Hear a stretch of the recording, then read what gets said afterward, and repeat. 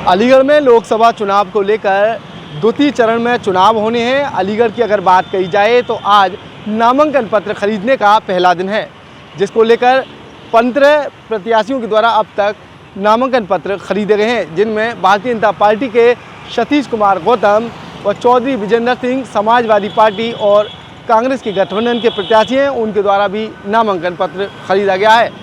अगर बात बहुजन समाज पार्टी कही जाए तो गुफरान नूर के द्वारा आज नामांकन पत्र खरीदा गया है। साथ ही जो 12 अन्य निर्दलीय प्रत्याशी हैं उनके द्वारा भी नामांकन पत्र खरीदे गए हैं, यानी कि कुल मिलाकर 15 प्रत्याशियों के द्वारा अब तक आज नामांकन पत्र खरीदे गए हैं। 2024 के लोकसभा चुनावों को लेकर जिलाधिकारी अलीगढ़ के द्वारा पूरी तैयारियां कर रखी हैं।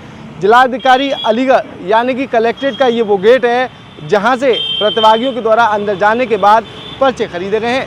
2024 के लोकसभा चुनावों को लेकर प्रशासन अलर्ट मोड पर नजर रहा है। अतिरिक्त सुरक्षा बल की तैनाती अलीगढ़ में कर दी गई है।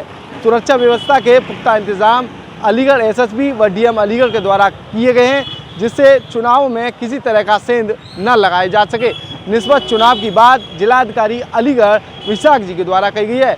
वहीं अगर बात अलीगढ़ के लोकसभा चुनावों के दिलचस्प नज़ारों की कही जाए तो अब त्रिकोणीय मुकाबला अलीगढ़ में फिलहाल नजर आ रहा है। बताया जाता है भारतीय जनता पार्टी के सतीश कुमार गौतम व गठबंधन के प्रत्याशी चौधरी विजेंद्र सिंह, यानी कि चौधरी विजेंद्र सिंह कांग्रेस और समाजवादी पार्टी के गठबंधन के प्रत्याशी हैं, जिसमें बहुजन समाज पार्टी के जो प्रत्याशी हैं गुफरान नूर, ये तीनों त्रिकोणीय मुकाबला अब तक कहा जा सकता है। आगे कोई मजबूत प्रत्याशी सामने आएगा ये तो आने वाला वक्त बताएगा। फिलहाल अन्य 12 और उम्मीदवारों के द्वारा नामांकन पत्र खरीदे गए। हालांकि आज नामांकन पत्र खरीदने का पहला दिन है, अभी दिन काफ़ी बकाया हैं, यानी कि 4 अप्रैल तक नामांकन पत्र खरीदे जाएंगे। आगामी चुनाव में और कितने दावेदार सामने आएंगे या फिर नाम वापसी के दौरान कितने दावेदार रह जाएंगे ये तो आने वाला वक्त बताएगा। फिलहाल अलीगढ़ की अगर बात कही जाए तो प्रशासन अलर्ट मोड पर नजर आ रहा है। चप्पे चप्पे पर पुलिसकर्मी तैनात हैं।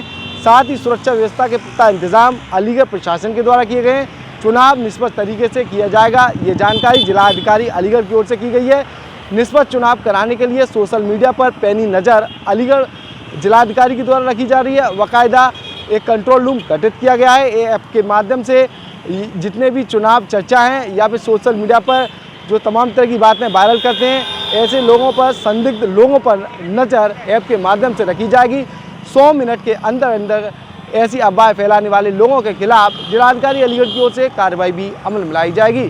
चुनाव को लेकर दिलचस्प नज़ारा अलीगढ़ का देखने को मिल रहा है। आगामी सल्तनत पर किसका कब्जा होगा, यानी कि लोकसभा चुनाव में जीत हासिल कौन करेगा, ये आने वाला वक्त बताएगा।